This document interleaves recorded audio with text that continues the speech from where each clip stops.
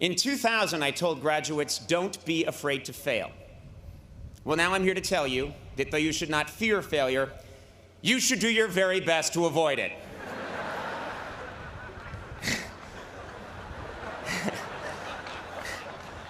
Nietzsche famously said, whatever doesn't kill you makes you stronger. What he failed to stress is that it almost kills you. Before I begin, I must point out that behind me sits a highly admired President of the United States and decorated war hero, while I, a cable television talk show host, has been chosen to stand here and impart wisdom. I pray I never witness a more damning example of what is wrong with America today.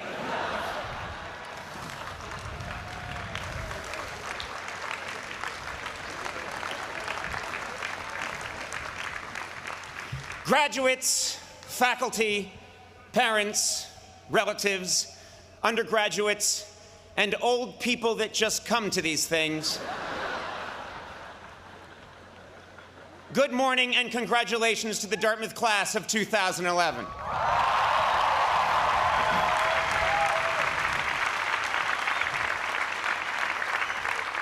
Today, you have achieved something special.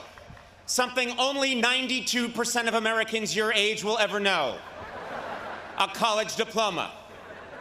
That's right, with your college diploma, you now have a crushing advantage over 8% of the workforce.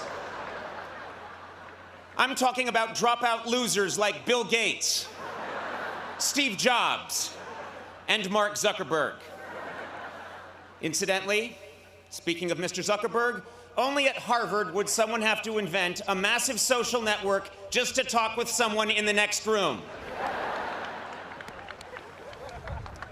My first job as your commencement speaker is to illustrate that life is not fair. For example, if it does rain, the powerful rich people on stage get the tent.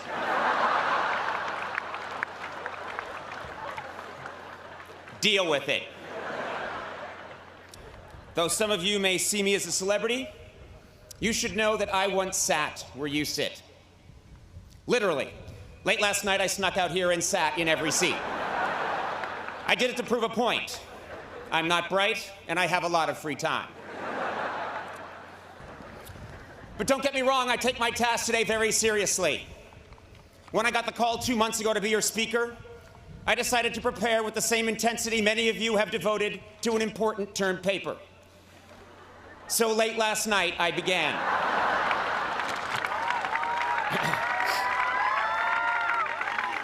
See, another hallmark of great commencement speeches is deep, profound advice, like reach for the stars. Well, today, I'm not going to waste your time with empty cliches. Instead, I'm going to give you real, practical advice that you will need to know if you're going to survive the next few years. First, adult acne lasts longer than you think. I almost canceled 2 days ago because I had a zit on my eye. Guys, this is important. You cannot iron a shirt while wearing it. Here's another one. If you live on ramen noodles for too long, you lose all feelings in your hands, and your stool becomes a white gel. And I have real advice for them as well. Parents, you should write this down. Many of your children, you haven't seen them in 4 years. Well, now you're about to see them every day when they come out of the basement to tell you the Wi-Fi isn't working. If your child majored in fine arts or philosophy, you have good reason to be worried. The only place they are now really qualified to get a job is ancient Greece. Good luck with that degree. And I have to tell you this, you will spend more money framing your child's diploma than they will earn in the next 6 months. It's tough out there, so be patient. The only people hiring right now are Panera Bread and Mexican drug cartels.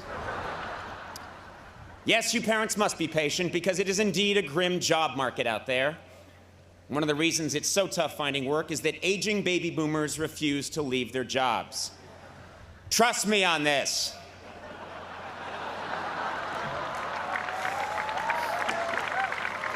Even when they promise you for 5 years they are going to leave and say it on television, I mean, you can go on YouTube right now and watch the guy do it.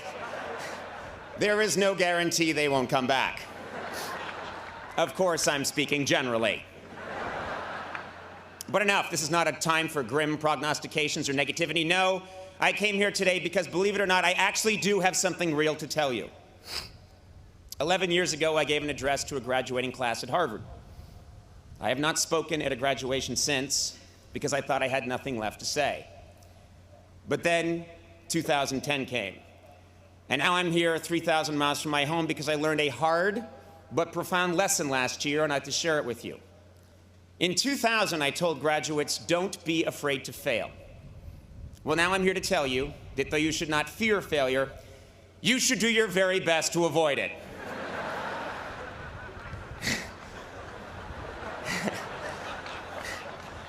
Nietzsche famously said, whatever doesn't kill you makes you stronger. What he failed to stress is that it almost kills you.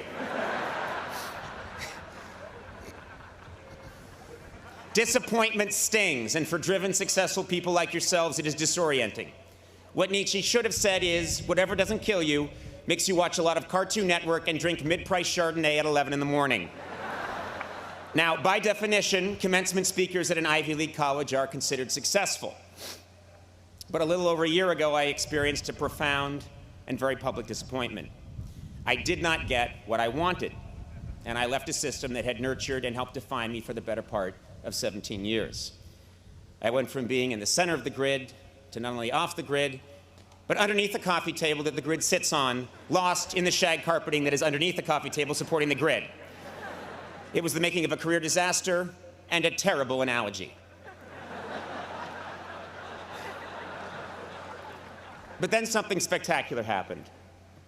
Fog-bound, with no compass and adrift, I started trying things. I grew a strange cinnamon beard. I dove into the world of social media. I started tweeting my comedy. I threw together a national tour. I played the guitar. I did stand-up, wore a skin-tight blue leather suit, recorded an album, made a documentary, and frightened my friends and family. Ultimately, I abandoned all preconceived perceptions of my career path and stature and took a job on basic cable, with a network most famous for showing reruns, along with sitcoms created by a tall black man who dresses like an old black woman. I did a lot of silly, unconventional, spontaneous, and seemingly irrational things. And guess what? With the exception of the blue leather suit, it was the most satisfying and fascinating year of my professional life.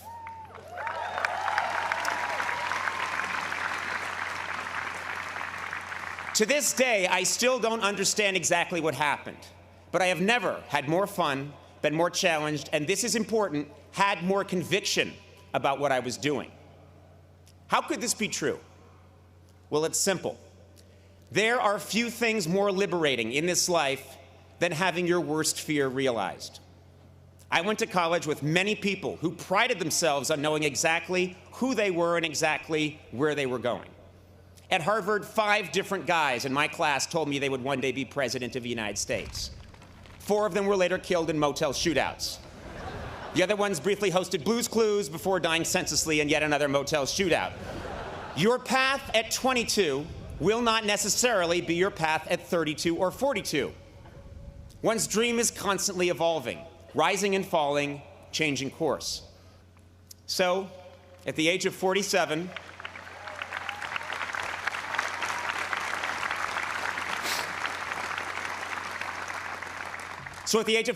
after 25 years of obsessively pursuing my dream, that dream changed. For decades in show business, the ultimate goal of every comedian was to host The Tonight Show. It was the holy grail. And like many people, I thought that achieving that goal would define me as successful. But that is not true. No specific job or career goal defines me, and it should not define you. In 2000, I told graduates to not be afraid to fail, and I still believe that. But today, I tell you that whether you fear it or not, disappointment will come. The beauty is that through disappointment, you can gain clarity, and with clarity comes conviction and true originality. Many of you here today are getting your diploma at this Ivy League school because you have committed yourself to a dream and worked hard to achieve it. And there is no greater cliche in a commencement address than follow your dream. Well, I'm here to tell you that whatever you think your dream is now, it will probably change, and that's okay. 4 years ago, many of you had a specific vision of what your college experience was going to be and who you were going to become. And I bet today most of you would admit that your time here was very different from what you imagined. Your roommates changed, your major changed. For some of you, your sexual orientation changed. I bet some of you have changed your sexual orientation since I began this speech. I know I have. I'd like to end my address by breaking a taboo and quoting myself from 17 months ago. At the end of my final program with NBC, just before signing off, I said, work hard, be kind, and amazing things will happen. Today, receiving this honor and speaking to the Dartmouth class of 2011 from behind a tree trunk, I have never believed that more. Thank you very much and congratulations.